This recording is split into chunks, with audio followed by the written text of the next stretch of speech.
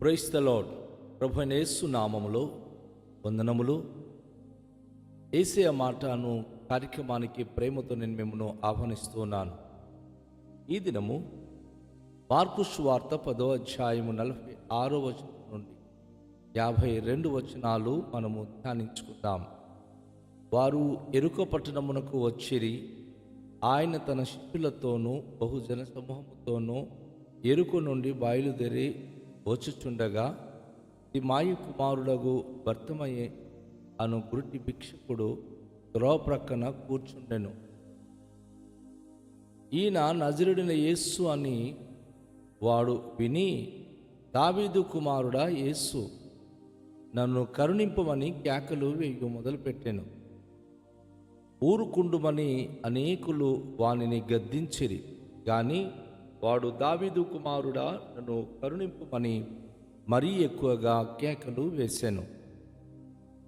అప్పుడు యేసు నిలిచి వారిని పిలువుడని చెప్పగా, వారు ఆ గుడ్డి వానిని పిలిచి, ధైర్యము తెచ్చుకొనుము, ఆయన నిన్ను పిలుచుచున్నాడు, లెమ్మని వానితో చెప్పిరి. అంతటా వాడు బట్టను పారవేసి దిగ్గున లేచి యేసు నొద్దకు వచ్చెను. యేసు, నేను నీకేమి చేయగోరుచున్నావని వానిని అడుగగా, ఆ గుడ్డివాడు, బోధకుడా, నాకు దృష్టి కలుగగా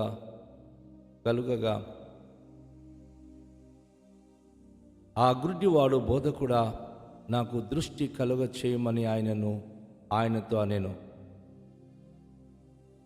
అందుకు యేసు, నీవు వెళ్ళుము, నీ విశ్వాసము నిన్ను స్వస్థపరచునని చెప్పెను. వెంటనే వాడు త్రోవను ఆయన వెంట చూపు పొంది వెళ్ళెను. దేవుని యొక్క బిడ్డలారా, ఈ ఉదయకాల సమయంలో యేసయ్య మాట వింటున్న మీ అందరినీ ఒక ప్రత్యేకమైన విషయాన్ని పరిశుద్ధాత్మ దేవుని ద్వారా నేను మీకు తెలియచేయాలని ఆశపడుతున్నాను.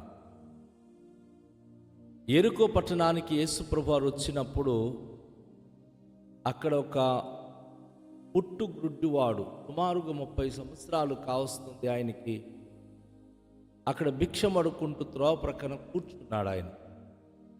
యెరికో పట్టణ చరిత్ర ఏమిటి అంటే, ఇజ్రాయిల్ జనాంగము యెరికో పట్టణాన్ని చుట్టుముట్టాడి ప్రభువును స్తుతిస్తూ, యెరికో పట్టణము ప్రస్తుతానికి వరకున్న చైనా దేశంలో పట్టణము చుట్టూ చాలా పెద్ద ప్రహరీ ఉండేది. దాని మీద అనేక మంది ప్రజలు నివసించేవారు. ముఖ్యంగా అనేకమైనటువంటి వర్తకులు వచ్చిపోయేవారు. కాబట్టి ఆ గోడ మీద అనేకమైనటువంటి పాపం చేసేటటువంటి స్త్రీలు నివసించేవారు, వారికి ఆశ్రయం ఇచ్చేవారు. ఆ పట్టణాన్ని దేవుని బిడ్డలు కూల్చివేసినప్పుడు యెహోషువ ఒక మాట అంటాడు, ఎప్పటికీ పట్టణము కట్టబడకూడదు అని తప్పించేస్తాడు. యెరికో పట్టణము ఒక విధంగా శాపపూరితమైన పట్టణము. అక్కడ చాలా పచ్చగా చెట్లు ఉన్నాయి. ఎలీషా కాలంలో ఆ పట్టణ ప్రజలు ఎలీషా ప్రవక్త దగ్గరికి వచ్చి మొరపెడుతున్నారు, అయ్యా, మీరు చూస్తున్న ఈ పట్టణము చాలా రమ్యమైనది, పచ్చని చెట్లు కనబడుతున్నాయి, కానీ ఇందులో సారవంతమైనటువంటి ఫలం అయితే మాకు దొరకట్లేదయ్యా అని చెప్పి అన్నారు. నిస్సారమైన భూమి, నిస్సారమైనటువంటి పండ్లు ఫలాలు తిని అనేకమైన వ్యాధి వారు తెచ్చుకొని ఉన్నారు.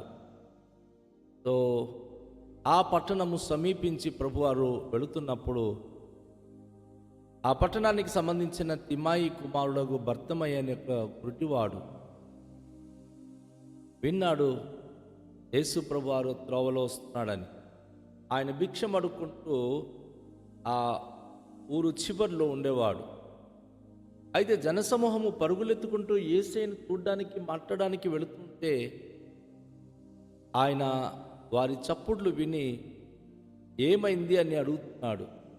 నాజరేయుడైన యేసు ఈ మార్గంలో వస్తున్నాడు అన్న మాట తన చెవిలో పడగానే, ఇక యేసు, దావీదు కుమారుడైన యేసు, నన్ను కరుణింపమని కేకలు వేయడం మొదలుపెట్టాడు. ఎందుకంటే యెరికో పట్టణం ఒకప్పుడైతే అన్యుల పట్టణము, కానీ ఇప్పుడైతే ఎరుకో పట్టణము అది యూదులు లేక ఇశ్రాయేలు పట్టణం అయిపోయింది.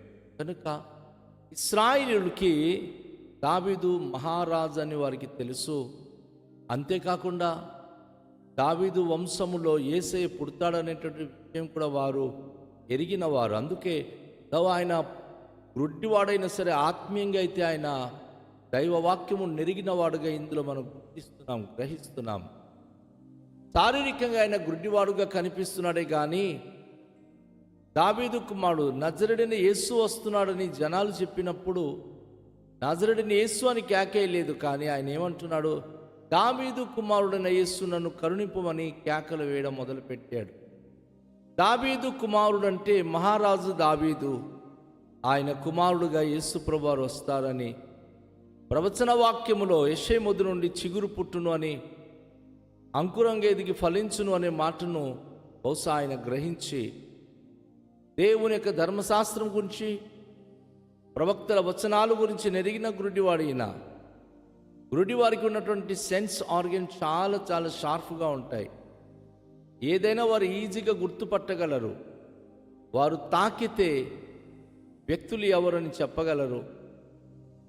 ఎప్పుడెప్పుడు జరిగిన విషయాలు కూడాను వారు చాలా స్పష్టంగా గ్రహించి గుర్తుంచుకొని మాట్లాడగలరు.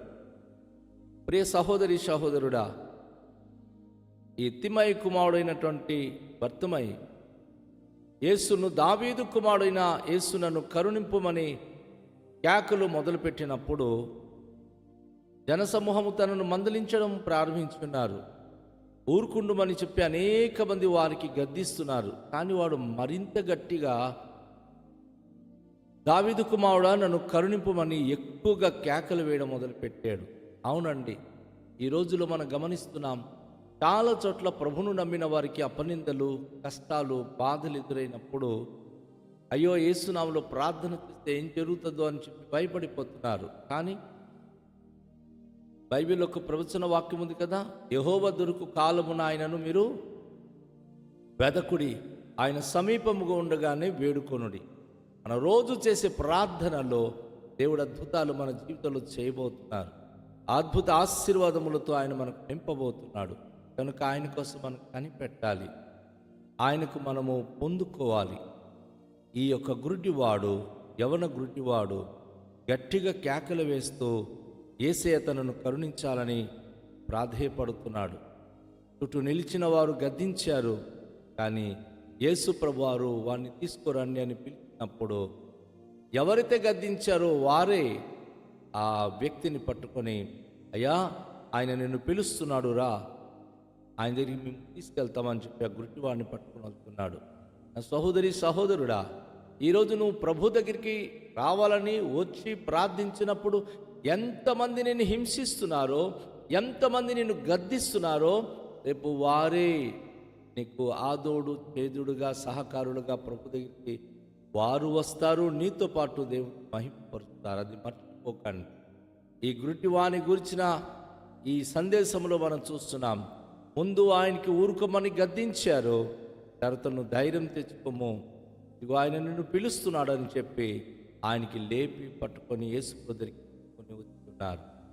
అక్కడ ఏం జరుగుతుంది అంటే, మరి అక్కడ దగ్గరికి వచ్చిన తర్వాత యేసును మరి ఆయన కలపడానికి ఆ ప్రజలు తీసుకొచ్చినప్పుడు తను అడుక్కునేటటువంటి ఆ మురికి బట్టను ముందు పారవేశాడు.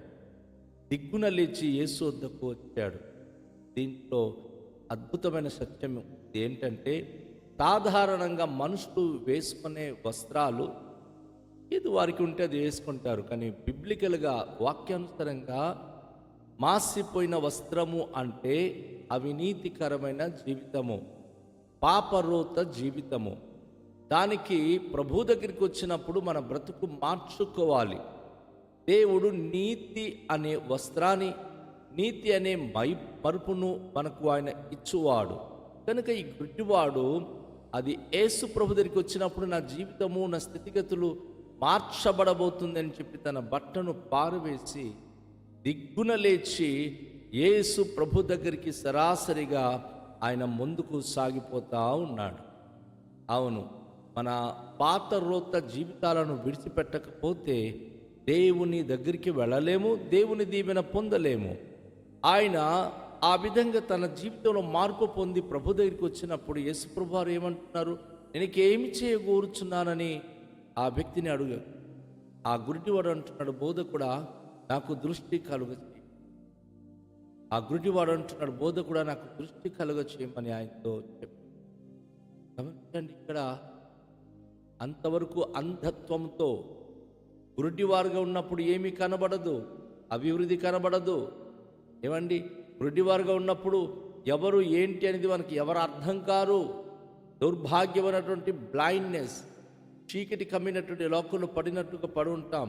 కానీ ఎప్పుడైతే ప్రభును గురించి తెలుసుకుంటామో అప్పుడు నిశ్చయంగా సమస్త కనుదృష్టి తెరవబడినప్పుడు సమస్తాన్ని చూడగలము. అందుకే ఆ గురుడివాడు నాకు చూపే కావాలి, ప్రతిదీ తెలుసుకోవడానికి. అంతరంగములో ప్రభు ఒక మాట అంటాడు, యుగ సంబంధమైన దేవత అవిశ్వాసంగా బ్రతుకుతున్న వారి మనోనేత్రములకు గుడితనం చేస్తుంది కనుక అది మన సొంత వాళ్ళే కావచ్చు, బయట వాళ్ళే కావచ్చు, బంధువులే కావచ్చు. ఈరోజు ప్రభును చూడలేక, ప్రభును గ్రహించలేక ఉంటున్నారంటే వారు ఆత్మీయ గుడ్డితనంలో ఉన్నవారు. ఈయన భౌతికమైన గుడ్డితనం కలిగిన వాడు కాడు, కానీ ఆత్మీయంగా తనకు దేవుని గురించి అనేక విషయాలు నెరిగిన వారు కనుక, అయ్యా నా అంతరంగపు నేత్రములు తెరువమని చెప్పి ప్రభుకు ఆయన దృష్టి కలుగ చేయమని చెప్పి ఆయన విన్నపించుకున్నాడు. అప్పుడు యేసు ప్రభువారు ఏం చేస్తున్నారో మనం ఇక్కడ చూస్తే, యేసు ప్రభువారు తనకు ధైర్యం ఇచ్చి, మరి నువ్వు వెళ్ళుము, నీ విశ్వాసము నేను స్వస్థపరచనని చెప్పిన వెంటనే వాడు త్రోవను ఆయన వెంట చూపు పొంది వెళ్ళెను. అయా నీకు చూపు కలుగునుగా కానీ ప్రభు చెప్పినప్పుడు ఆయన చక్కగా తనకు చూపు వచ్చింది. ఆ చూపుతో ఆయన లోకంలోనికి వెళ్ళిపోయి తను చక్కగా పని చేసుకుని బ్రతుకుతానని చెప్పి వెళ్ళిపోలేదు, కానీ యేసునే వెంబడించి యేసు వెంటే ఆయన వెళ్ళి యేసు సాక్షిగా జీవించాడు. క్రైస్తవ బిడ్డలారా, ప్రభు చేసిన మేలును బట్టి చర్చి మానుకొని, సన్నిధి మానుకొని లోకరీత్యా మనం మన జీవితం గడపడానికి ప్రయత్నిస్తే కృతజ్ఞతాహీనులుగా మనం అయిపోతాం. అలాగే ఎప్పుడు చేయకూడదు. ప్రభు చేసిన మేలును బట్టి తనకు మహిమకరంగా తన సాక్షులుగా ఆయన కొరకు మనము ఆయన వెంట జీవిస్తూ వెళుతూ ఆయన మహిమను వివరించేవారుగా ఉండగలిగితే అది మనకు ఆశీర్వాదం. కాబట్టి రండి, ఈ సమయంలో మన దేవుని యొక్క పవిత్రమైనటువంటి సన్నిధిలో మన మనోనేత్రములు తెరువమని దేవునికి ప్రార్థన చేద్దాం. మికిలి దయగల పరలోకపు తండ్రి, మీ పరిశుద్ధ నామానికి వేలాది వందనాలు, స్తోత్రాలు. మీ మాటలు మేము విన్నాం ప్రభువా, మీ మాటల్లో ఎంతో అద్భుతమైన శక్తి ఉంది ప్రభువా. నేను పుట్టు గుడ్డివానికి కూడా మీరు చూపు ఇచ్చిన దేవుడవు. ఈరోజు అంతరంగికంగా చాలామంది ప్రభు గుడ్డివారుగా జీవిస్తున్నారు. ప్రతి బిడ్డల యొక్క మనోవాంఛలను ప్రభు తీర్చి, ప్రతి గుడ్డితనము తీసివేసి మీ యొక్క కృపతో వెలిగించి అందరూ మిమ్మల్ని చూచి మిమ్మల్ని వెంబడించి వాక్యానుసారంగా జీవించే భాగ్యవంతులై ఉండే కృపనివ్వని యేసు నామములో ప్రార్థిస్తున్నాము తండ్రి, ఆమేన్. అందరికీ షాలోం. ప్రభు మనలను దీవించునుగాక.